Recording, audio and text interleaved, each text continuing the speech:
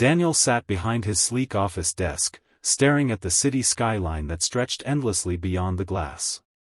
On paper, he had everything: power, wealth, and respect. But behind the polished image, he carried the heavy weight of being a single father to his little daughter, Emma. His life was a careful balance of business meetings and bedtime stories, of sealing deals in boardrooms and fixing broken toys in the living room. When his assistant reminded him about the company's annual grand gala, Daniel brushed it off at first. But then came the sting: whispers from colleagues that showing up alone would make him look weak, incomplete, perhaps even incapable of managing both his company and his personal life. For a CEO, appearances meant everything, and loneliness was something he couldn't afford to display. That night, as Emma slept with her teddy bear clutched tight, Daniel sat at his laptop, his heart heavier than he wanted to admit. He wasn't looking for love.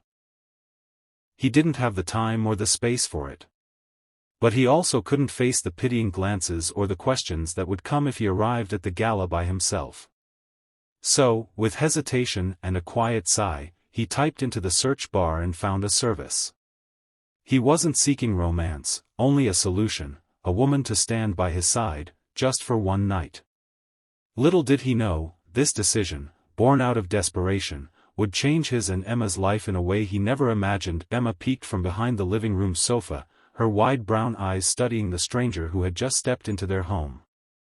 Daniel stood tall and tense, trying to mask his discomfort as he introduced Grace, the woman he had hired for the gala. He expected her to play the part with polished detachment, but Grace surprised him. Instead of focusing on him, she lowered herself to Emma's level, her smile warm and genuine. "Are these yours?" she asked softly, pointing to the scattered crayon drawings on the floor. Emma hesitated, then gave a small nod. Grace picked one up carefully, as though it were a masterpiece, and gasped in delight. "This is beautiful. You must be an artist." Emma's lips curved into a shy smile, her earlier nervousness fading away. Daniel watched, taken aback. Grace wasn't acting. She wasn't putting on a show for him, her kindness was effortless. For months, Emma had hidden behind walls of silence whenever Daniel introduced her to anyone new. But tonight, within minutes, she was giggling and explaining her drawings to Grace, as though they had known each other forever. A strange warmth filled Daniel's chest. This wasn't part of the deal, he reminded himself. Grace was supposed to be temporary, nothing more than a companion for appearances. But as Emma reached for Grace's hand, Daniel couldn't help but wonder if fate had sent him someone far more important than a date for the night. The grand ballroom shimmered with golden lights, crystal chandeliers casting a glow over the crowd of executives, investors, and their perfectly dressed partners. Daniel adjusted his tie, his usual confidence buried under the weight of appearances.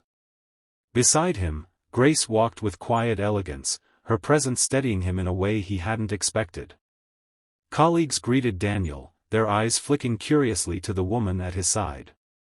Grace, unfazed, smiled warmly, answering questions with charm and ease.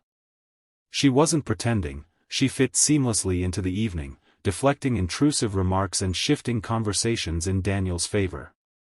More than once, he caught himself marveling at how natural it felt to have her there. Then came the moment that melted him completely. Emma, dressed in a tiny white dress with a bow in her hair, clung nervously to his leg as strangers approached. Daniel braced himself for the usual awkwardness. But Grace crouched down, whispering encouragement into Emma's ear, and soon his daughter was smiling, even laughing, as she showed off her little purse to the guests.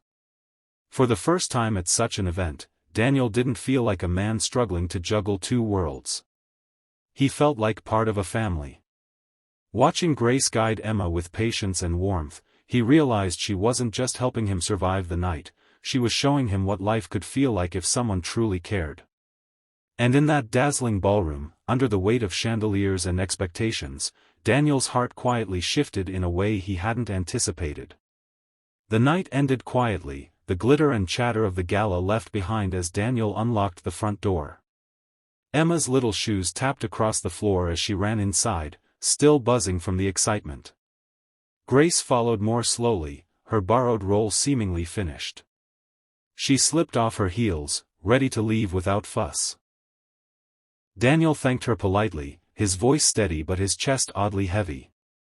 He knew this was supposed to be the end, an arrangement fulfilled, nothing more. But before he could say goodnight, Emma tugged gently at Grace's dress. "Do you have to go?" she asked, her eyes wide and innocent. Grace froze, bending down to meet her gaze. "Sweetheart," she said softly, "I was just here for tonight." But Emma shook her head, her little voice trembling with hope. "Then, can you stay forever?" The words hung in the air like a fragile secret. Daniel's breath caught, his throat tightening as he looked at his daughter. This wasn't part of the deal. He had planned for formality, not feelings. Yet the sight of Emma clinging to Grace, trust shining in her eyes, struck deeper than any business negotiation ever had. Grace's smile wavered, her eyes glistening. She reached out, brushing Emma's hair back gently. In that moment, Daniel saw it too, the bond that had formed, unplanned yet undeniable. What began as an act had transformed into something real, something powerful. And for the first time in years, Daniel felt the ground shift beneath the walls he had built. Daniel stood in the kitchen, the silence between them thick with unspoken words.